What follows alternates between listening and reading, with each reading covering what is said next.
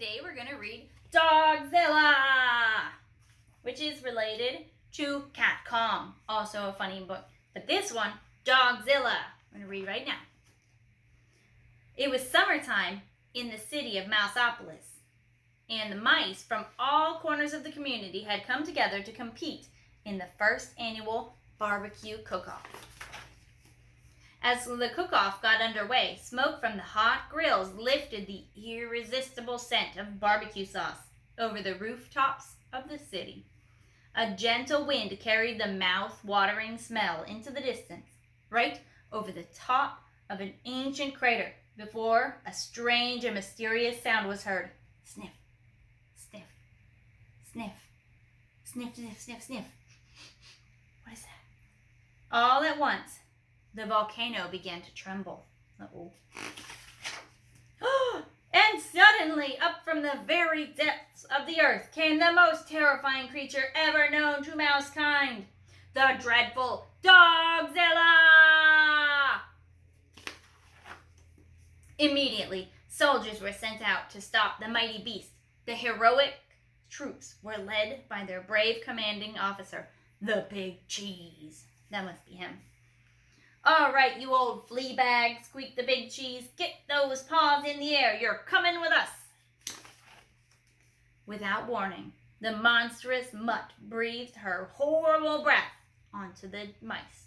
"Doggy breath!" screamed the soldiers. "Run for your lives!" "Hey, come back here," shouted the Big Cheese to his troops. "What are you, mice or men?" "We're mice," they squeaked.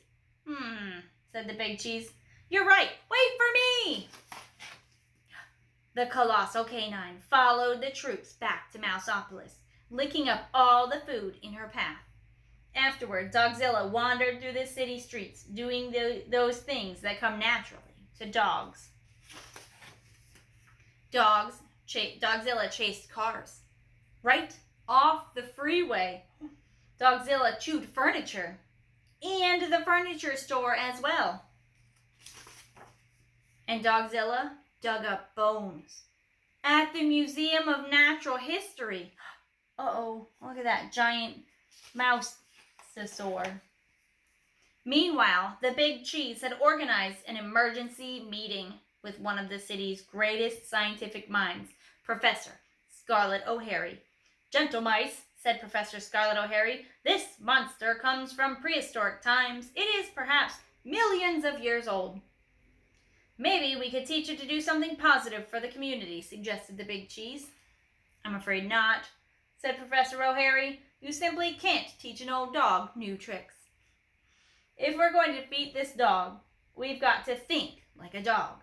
We've got to find something that all dogs are afraid of. Something that will scare this beast away from Mouseopolis forever." "I've got an idea," squeaked the Big Cheese. Within minutes, the mice had assembled at the center of town. "All right, Dogzilla," shouted the Big Cheese.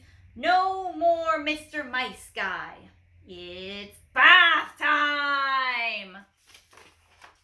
Suddenly, a blast of warm, sudsy water hit Dogzilla with tremendous force. The panicking pooch let out a burst of hot, fiery breath, and the chase was on. There we go. The Big Cheese tried to catch up to the hot dog, and with all the relish he could muster. Dogzilla hightailed, that was funny. Dogzilla hightailed it out of town and back into the mouth of the ancient volcano. "Well, I'll be doggone," squeaked the Big Cheese. It worked!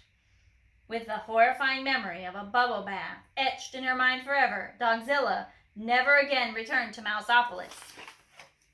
Within a year, Mouseopolis had rebuilt itself just in time for the second annual barbecue cook-off.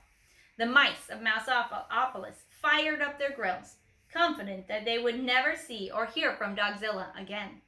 However, there was only one thing they hadn't counted on. Puppies! Oh no! The end.